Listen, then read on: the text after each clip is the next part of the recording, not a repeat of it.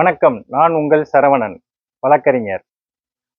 தமிழக சிறைச்சாலைகள்ல பார்த்தீங்கன்னா, ட்ரான்ஸ்ஃபர் அப்படிங்கிறது வந்து தன்னோட இஷ்டத்துக்கு அதிகாரிகளோட அதிகாரத்திற்கு மட்டும்தான் அங்கே ட்ரான்ஸ்ஃபர் போடப்படுகிறது. எந்த விதமான சட்ட விதிமுறைகளும் துளியளவு கூட பின்பற்றப்படவில்லை. கடந்த 2025ஆம் ஆண்டு ஒரே மாதத்திற்குள் ஒரு 600 பேர் சிறை காவலர்கள்ல இருந்து ஒரு டெப்டி ஜெயிலர் வரைக்கும் உள்ளவங்க எல்லாருமே கூண்டோடு மாற்றப்படுகிறார்கள். எங்கிருந்து எங்கே வரைக்கும் ஒரு 500லேருந்து 600 கிலோமீட்டருக்கு மாற்றப்படுகிறார்கள். மாற்றியவர் யார் அப்படின்னு கேட்டிங்கன்னா, அப்போதைய ஏடிஜிபி திரு மகேஸ்வர் தயாள். என்ன காரணத்திற்காக மாற்றினார்னா, நான் அப்படித்தான் மாற்றுவேன். கவுன்சிலிங் வச்சாரா? இல்லை. கோர்ட் ஆர்டரை ஃபாலோ பண்ணாரா? இல்லை.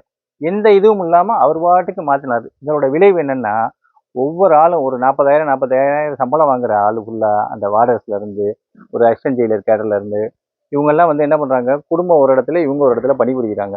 மனக்குமுறல், மனச்சுமை, பணிச்சுமையோட வேலை பார்த்துட்டு இருக்காங்க. இவங்களுக்கெல்லாம் வாரத்துல ஒரு நாள், எல்லாருக்கும் ஞாயிற்றுக்கிழமை விடுமுறை. அந்த ஞாயிற்றுக்கிழமை கூட இவங்களுக்கு கொடுக்கறது கிடையாது.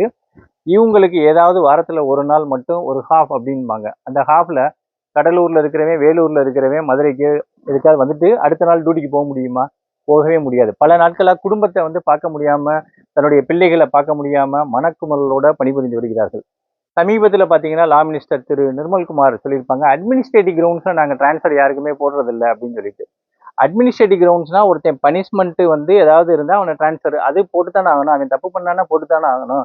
அட்மினிஸ்ட்ரேட்டிவ் கிரவுண்ட்ஸ்னா வந்து அவன் தண்ணி அடிச்சிட்டு வரேன் சிறையில் அவனை வந்து வச்சுக்கிறணுமா? அவனையெல்லாம் ட்ரான்ஸ்ஃபர் போடணும்.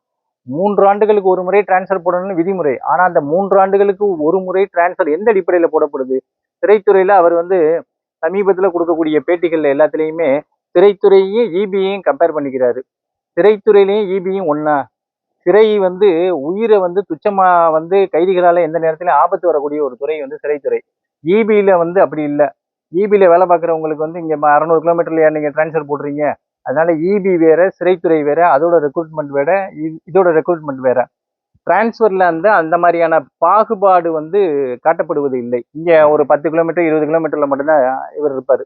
சரி, இந்த திரு மகேஸ்வர் தயாள் அவர்கள் வந்து டிரான்ஸ்ஃபர் போட்டாரு.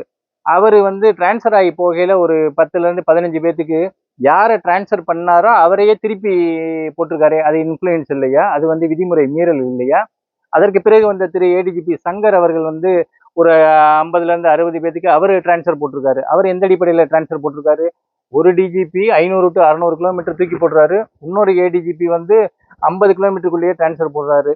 இது எந்த அடிப்படையில யாரு சொல்லி எப்படி போடுறாங்க? அப்ப தன்னோட அதிகாரத்திற்கு உட்பட்டு அப்படின்னு சொன்னா இதற்கு அரசு விதிமுறைகள், கோர்ட்டோட உத்தரவுகள் இதெல்லாம் வந்து நடைமுறைக்கு வந்து இப்ப பின்பற்றப்படுறது இல்லை.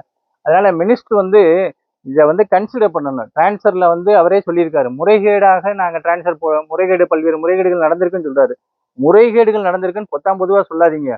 முறைகேடு நடந்திருந்தா யாரு முறைகேடு பண்ணா, எந்த அதிகாரிகள் செய்யப்பட்டது, அதற்கு எத்தனை ஊழியர்கள் துணை போனார்கள், எவ்வளவு ரூபாய் லஞ்சம் வாங்கினாங்க, இதன் மாதிரியான விஷயங்களை வெளிக்கொண்டு வந்தா தானே இந்த முறைகேடுகள் சொல்ல முடியும். பொதுவா முறைகேடுகள் செய்யப்பட்டிருக்கு, நாங்க டிரான்ஸ்ஃபரை இனிமே போடாம இருக்கோம் அப்படின்னு சொல்லி சொல்றது வந்து எந்த விதத்துல சரியா இருக்கும்? ஏற்கனவே போட்டவங்களுக்கு என்ன அடிப்படையில திருப்பி நீங்க கொண்டு வர போறீங்க? ஒரு டேட் பிக்ஸ் பண்ணி அவங்கள திருப்பி சம்பந்தப்பட்ட இடத்திற்கு கொண்டு வர்றதுக்கு நடவடிக்கை எடுங்க. அதை விட்டுட்டு வந்து டிரான்ஸ்ஃபரை வந்து நாங்க அட்மினிஸ்ட்ரேட்டிவ் கிரவுண்ட்ஸ்ல போட மாட்டோம்னு நாங்க சொல்லியிருக்கோம் அப்படின்னு சொன்னா, அட்மினிஸ்ட்ரேட்டிவ் கிரவுண்ட்ல போடுங்க. தப்பு பண்ணவங்க மேல நடவடிக்கை எடுங்க. அது யாராக இருந்தாலும், சிறை பணியாளர்களாக இருக்கட்டும், எந்த பணியாளர்களாக இருக்கட்டும். ஆனா தப்பே பண்ணாதவங்க இப்ப தண்டனை அனுபவிச்சுட்டு இருக்காங்க. வார வாரம் ஒவ்வொரு வாரமும் பஸ் ஸ்டாண்ட்ல தான் கூட்டம் கும்பலா அந்த சிறை பணியாளர்கள் வந்து போயிட்டு வந்துட்டு இருக்காங்க. சில பேர் குடும்பத்தை விட்டு பிரிஞ்சு இருக்கக்கூடிய சூழ்நிலையில இருக்காங்க. சில பேர் விஆர்எஸ் கொடுத்துட்டாங்க. எனக்கு தெரிஞ்சு ஒரு 20லேருந்து 25 பேர் இந்த பணியே வேணாம் அப்படின்னு சொல்லிட்டு விஆர்எஸ் கொடுத்துட்டு போயிட்டாங்க. அதனால விஆர்எஸ் கொடுக்குறவங்களை தடுத்து என்ன காரணம்னு சொல்லிட்டு உரிய விதிமுறைகளை பின்பற்றணும் அப்படிங்கிறது அவங்களோட நியாயமான கோரிக்கையாகும். அதனால திரு சிடிஆர் நிர்மல்குமார் அவர்கள் சிறை பணியாளர்களையும் இபி பணியாளர்களையும் ஒன்னாக்கி இனிமே பேச வேணாம். அது வேற இது வேற. அதனால நடைமுறைகளை வந்து அவர் முழுமையா தெரிஞ்சுட்டு சிறை பணியாளர்களுக்கு வந்து நல்லது செய்யணும்னா இந்த டேட்ல ஏற்கனவே போனவங்களை வந்து திருப்பி மீண்டும் வந்து ஒரு கவுன்சிலிங் வச்சு நடைமுறைக்கு கொண்டு வாங்க அப்படிங்கிறத எல்லாரோட விருப்பமாகும்.